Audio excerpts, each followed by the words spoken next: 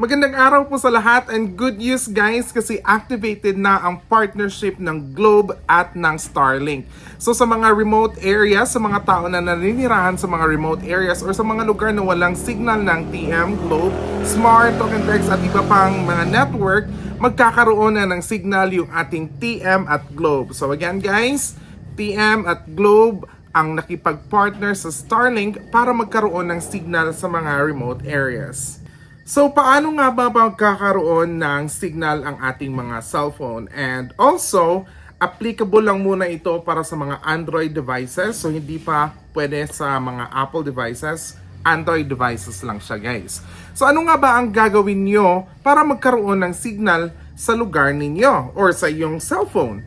Unang-una ay mag-load lamang ng Starlink via GCash. Okay? So, luludan natin yung ating SIM ng Starlink na load. So, paano ba yan guys? Pumunta lang kayo sa inyong GCash at pagkatapos ay piliin nyo lang yung kung TM yung SIM nyo, TM Starlink or kung Globe naman, may Globe Starlink na nakalagay doon.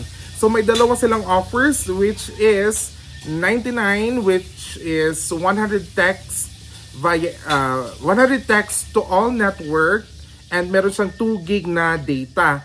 Ayan, so 99 at yung isa naman ay 299 or 199 ba yan? Hindi ako sure. Basta dalawa lang yung kanilang ino-offer guys.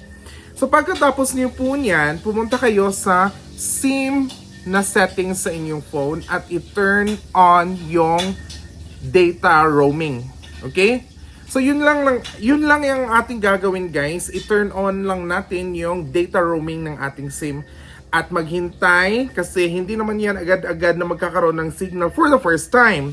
Kasi pinaprocess pa yan ng kanilang system. Mga after a few minutes or after an hour, magkakaroon na yan ng signal guys. So make sure lamang na nasa labas kayo ng inyong mga bahay. Kasi kung nasa loob, matatabunan ng ating mga roof yung signal. Kasi kukunin yung signal mula sa satellite ng Starlink sa itaas. Okay? So kailangan nasa labas ng bahay or may clear view of the sky. Okay? So, I hope nakatulong tong video na ito and enjoy sa mga naninirahan sa mga remote areas kagaya ko. And ipapakita ko sa inyo guys, ito yung aking Android device. Ayan, nasa loob ako ng bahay. So ngayon, lalabas tayo saglit para ipakita ko sa inyo na meron talaga. So tingnan nyo muna, ganyan, yan. Okay.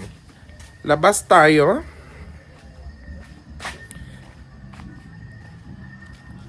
Ayan.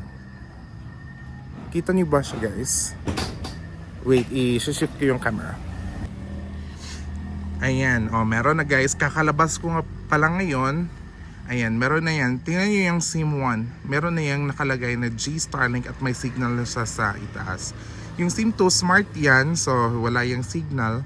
So, hindi ito nagwo-work guys kung may signal sa lugar ninyo. Dapat nandun talaga kayo sa lugar na walang signal. Okay? Ayan. So enjoy and have a great night.